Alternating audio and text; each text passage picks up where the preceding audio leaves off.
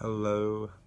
Yes, Daniel the naturopath. I wanted to talk to you today about nutrient dense foods, and especially this chapter called Nutrition as Remedy, which you can find in The Mysteries of Nutrition, Life Changing Ideas to Heal the Body.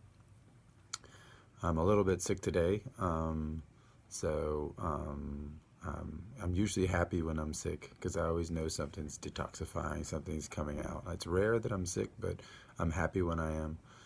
And the sicker the better sometimes, like if I can really get some stuff out, that's really, it's really good for the system. We spend most of our life detoxifying all these things that are inside of us. And so those moments actually help us to clean out the system. So, um, yeah, so nutrition as remedy. I'll go ahead and try to read because I think it might be easier. And instead of just doing everything live, but I can kind of go live on some elements of it. So this is from Nutrition as Remedy, and you can find the audiobook online right now for free. After it will be a paid service, but for now. And so for recovery, reconstruction, to maintain health, to find the will to act, and for stable, focused energy without the need for stimulants or sugar stimulation. So, point number one, find a homeopath who is trained in the Sankaran system, which is a vital sensation method, through rajansankaran.com or by searching online for an able practitioner who can help you find your fundamental, unique remedy.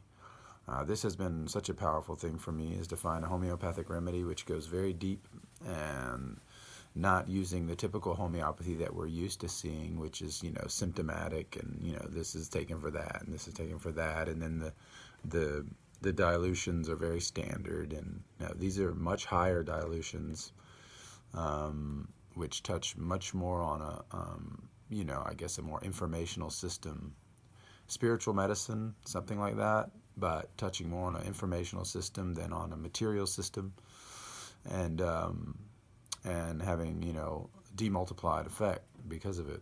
So check that out. That's one of the keys to healing and to properly detoxifying. There are some people who say that the vital sensation method is rejoining what the original goal of homeopathy was, which was, as Hahnemann stated, which was to give people back their destiny. And I also add to that I feel like the homeopathic method, when it's done right, also helps us to detoxify vaccines. And so it's almost like spiritually opposing this anti-spiritual vaccine autism spectrum, where people are shut off from their emotions and moral sphere, and there's a kind of a blockage there. It's kind of trying to reverse that. So it's not just a little innocent, thing on the corner. It's right in the center, but we just have to see it that way. So that's point number. Well, they're not numbered, so I guess it's just next bullet point. Reduce carbohydrates intake. Next bullet point. Quality organ meats once a week. In a compromised food system, the vital organs and blood are the least compromised. Do not overcook. Dijon mustard sauce, horseradish sauce, or other homemade sauces can help with the taste. An abundance of liver pills are not the same thing, but they are better than nothing. Or make easy liver pate from this book weekly, which is like a chicken liver pate with potatoes and onions and things like that, carrots. So if on American soil, see the details of the recipe on how to add blood to make up for the impoverished American soil in this key recipe, like pig's blood, pork blood, or beef blood, or whatever. It sounds disgusting, but whenever you get to it, it just sweetens it up a little bit and gives it a little more color. It's actually very neutral, and we just have lost our kind of touch with that. That's in most of our traditions. You're going to find these blood puddings and sausages and black bread in Norway, and more chia in Spain. So these are all there. It's just we've kind of lost track with that, and it's kind of like blood is a little bit like the soil. It helps in the gut. It's like human soil, I guess you could say. But it's not like we're drinking it. I mean, it's like it's cooked, and so it looks a little bit like an omelet when it's cooked, but it's a little sweeter. Very similar to an omelet, just a little bit sweeter. So let's see here. Yeah, see the red, white, active, passive principles in the body laid out in the omnivore chapter. Okay, so that red and white principle has a lot to do with the testosterone and the, not estrogen, but the other side, the feminine and masculine, the active and passive principles in the body, one being represented by the red and the other represented by the white being the parasympathetic and all that is relaxation, recovery, healing, and then the orthosympathetic, which would be everything which is active and, what is it, willpower based, trying to get you to move and act. And so you need both of these principles in the body to have a healthy digestion and to also have a healthy life. So you can kind of notice that these red and white principles come together in a lot of foods. Weston Price said that the orange color of food was actually a symbol of a certain type of origin of vitamin creation, this orange hue or whatever. And so this is right in between, this orangish pinkish hue, this is right in between the red and the white principles. I mean, of course you need green as well, right? You need lettuce and greens and stuff. But so this is just like, I really like, what do you call it? Chopping up like parsley or cilantro and then putting it in a mixer with like some cold cooked potatoes, and it makes this kind of tabbouleh, but so really, that's a very strong green element there. But anyway, I'm off track there. Yeah, and these two elements, this red and white element, this active and passive, these principles come together in a lot of foods that we love, like the salmon and lox, the lox and cream, bagel, you also see it in like fish eggs with cream, and like carrot. I know carrot juice and coconut cream or even normal cream was used in hospitals to treat tuberculosis back in Germany. So they've understood this whole association of the carotene and the fat and this kind of, quicker healing, and it reddens the skin, which anything which reddens, like in that way, like the healthy term in Latin is called rubor. So anything that reddens is actually pushing something out, And so, unless it's like a cut or something, but like in general, it's a phenomenon of pushing something out to the surface. So, try not to get this bottle in the way. I probably should have positioned that differently, but that's all right. So those principles are important because you're finding high vitamin concentrations when you combine these elements. And like I said, the blood kind of acts on the red side, and, the high tryptophan foods and the unsoy fed chickens and cream and even shrimp, and there's a lot of different foods that have this more tryptophan kind of feel to them and help with the relaxation or the recovery phase. They help calm the body, whereas the other one activates it. So next bullet point, minimum 1 to 2 soy-free fertile farmers or duck eggs per day, any way you like, or for the best digestibility, you can poach for 3 minutes in a small pot with some white vinegar and water, then strain on a towel or mesh.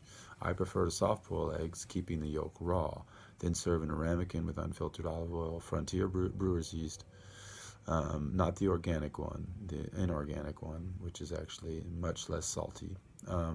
And a spoonful of fish eggs without preservatives, like salmon eggs or whatever. And these salmon eggs need to be used in like a medical way, like you buy a bunch of them and then they usually come frozen or whatever at like a Russian shop. And you buy a bunch of them and you take like a little teaspoon per day, and it's kind of like a medicine, you hold on to it daily and so you keep it coming in on a regular basis like that. And then also write, you can also beat the eggs with Devon double cream for fluffy French-style omelets. Do not overcook. 2 to 3, the reason we don't overcook the omelets is because you need a little bit of the raw egg protein per day. And the French know that. They have a lot of dishes like tartare and different things where you eat the raw egg yolk And and so you try, and that way they cook their eggs too. It looks like it's cooked because the flaps are brown, but on the inside it's a little more raw. And they've mixed it with cream, and they've beaten it to where you're not getting like isolated egg white proteins that could be uncooked. Maybe you're getting a kind of a mix, and so it actually ends up working. But you have to have good eggs for this, otherwise the whole thing doesn't work, right? So soy-free, corn-free eggs, basically. Order online. Amish farms in Pennsylvania, whatever, maybe in your local shops, but I doubt it. They're not in a lot of shops, and they're usually about $8 or $9. So that's kind of the deal on that. You have to get to that price point to overcome the standard feed price point, which most people are using. And non-OGM doesn't mean anything in that category, because non-OGM is still soy, and it's still the same corn that has organic glyphosate inside of it, which is insane that it even exists, but they're sneaky. So just avoid it in general. A lot of the chickens that I used to have chickens, but you can raise them off of wheat alone pretty much. I mean, they can eat wheat. I mean, I supplement it with like liver and things like that, but and then they have to have a lot of grass, right? But and worms, and there was a lot of worms after they'd been there for a while because of the excrement, and it just creates that. So they create their own food to a certain degree, but they can, the best chickens in the world in France, called the Brest, they're like, that's the region. They just feed them raw milk and wheat. That's it. So yeah, you can do a lot with those two combinations. So homemade lacto-fermented sauerkraut and its brine to be consumed daily or as needed. Unsmoked canned cod livers from Iceland found in Russian or European shops. Sometimes they'll have a smoked flavor or something. That's okay, but unsmoked. You don't want something to be cooked twice. It's already sterilized in the can, and so now you have like another. You want it to just go through one cooking process, not two. Then the vitamins get destroyed. So. And the vitamins are in there. They're less in the oil, actually, in those cans, and more in the liver itself. So you can even throw out the oil, but the liver is important in that situation. It's less subject to destruction through sterilization.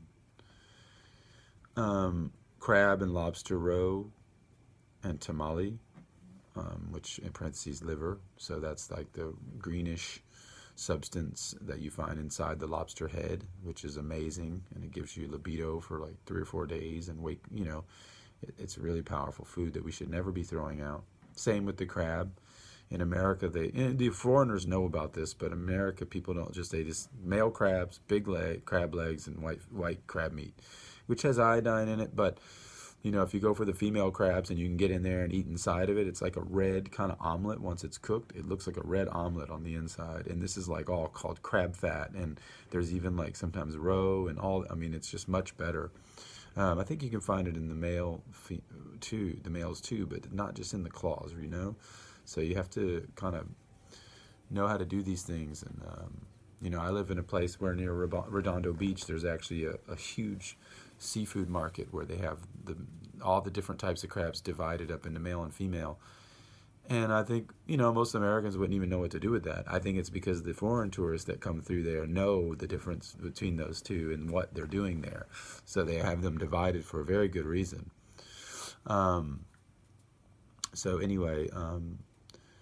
Prefer home fried foods using duck fat, lard, beef tallow, I prefer the half butter, half olive oil mix, because I've found a lot of the duck fats and lards and beef tallow and things that are in America, they're coming from the wrong animals. So even the duck fat, sometimes there's a good duck fat that comes from Canada. You can find it in America. You might have to order it online. That's a good one, but I don't trust some of the really white duck fats. It's supposed to be yellow. There's something wrong. I don't know. So I would stick with just half butter, half olive oil.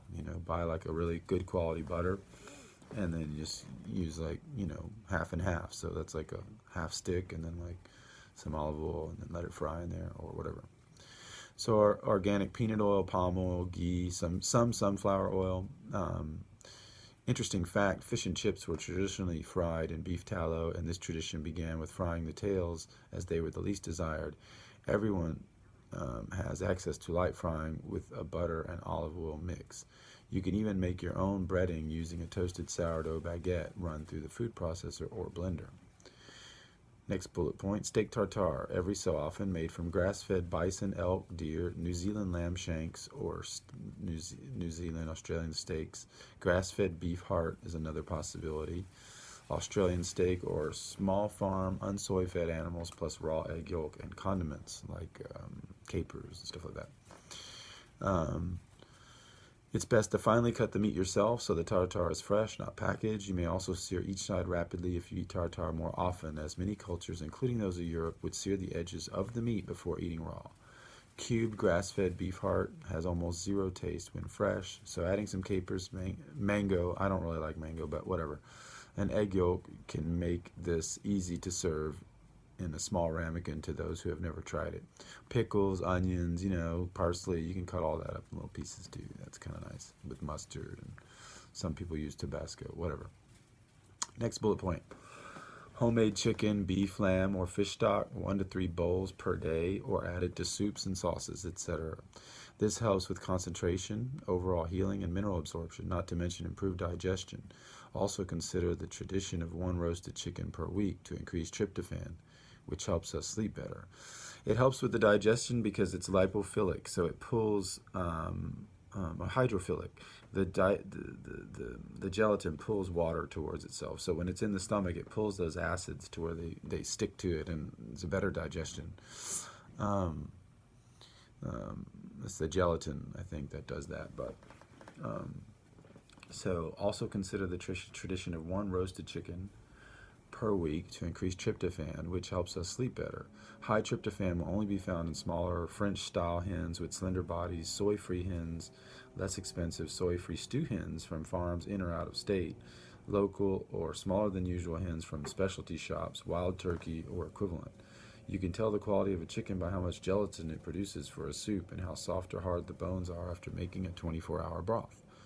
The long bone shaft section should never break.